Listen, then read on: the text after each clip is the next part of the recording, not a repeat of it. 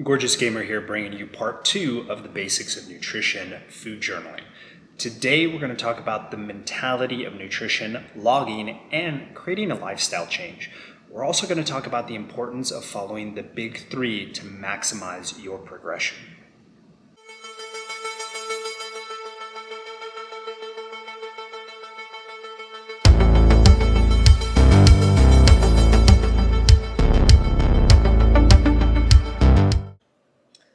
When logging, a key factor to realize is it's not going to be perfect. There's always going to be a margin of error, especially if you're not prepping every single piece of food, not measuring it, not weighing it, and even then there might be a margin of error, and that's okay. I'm going to repeat, it is okay. A big part of nutrition is trying to figure out how we can change our mindset. We don't want to be thinking all or nothing anymore. We need to kind of scrub that from our brains because it's very negative, and we don't want to tie that to how we live in nutrition. Nutrition does not have to be 100% perfection in order to work.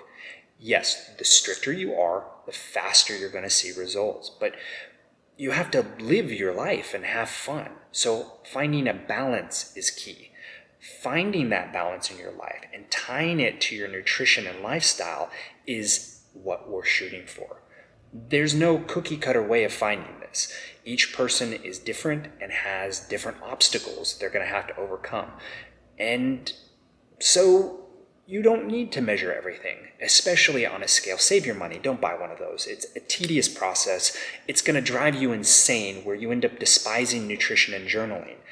We do need a degree of accuracy, so we do need to know what measurements look like.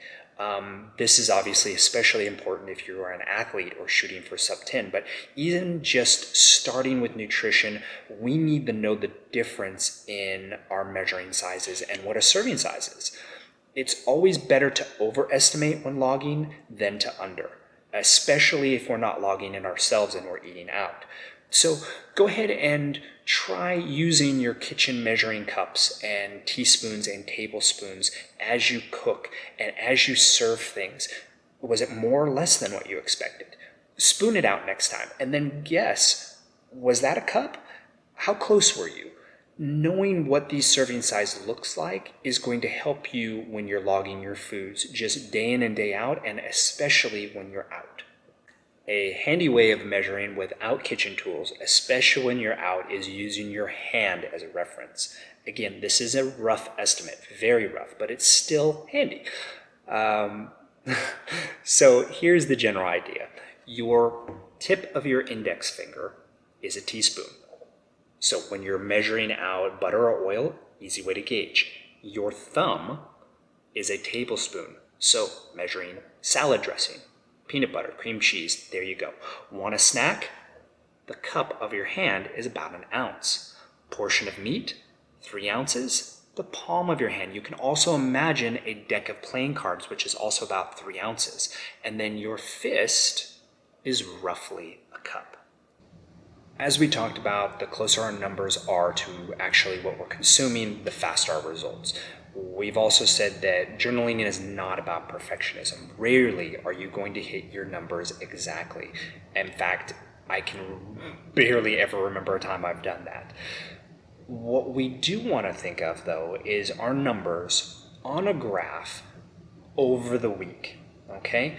So if we look at this graph, what we're going to see is this is our week. This is our main number. We want the average to be right around that number. If we're a little high one day, that's fine. If we're a little low the next day, that's fine. But our average averages out as close to that number as we can. If too often than not, we're above that average, we're going to lose weight slower or may not lose weight at all. If we're regularly below that number, we may lose weight a little quicker. But we do have this parameter set in place because we don't want to go too high or too low. We're either eating too much if we're too high, which is going to bulk us. Great for building muscle, not so great for losing weight. If it's too low, it's just as dangerous as overeating, okay? We'll talk about the dangers of crash dieting in another video though. When journaling, ideally we want to think about 3 things. Persistence, consistency, and flexibility. Persistence. Results don't happen overnight. Okay, so have patience. Consistency. In the same vein, if we are all over the place with over or under eating, logging, not logging, we're not going to see results. And finally, flexibility. When we're logging and using our logging as a puzzle, we'll find that there's no need to remove foods from our diet all the time. That's not ideal when it comes to a nutrition plan and building it into your lifestyle, unless, of course, you have allergies. But if you want a cheeseburger, you can throw that in.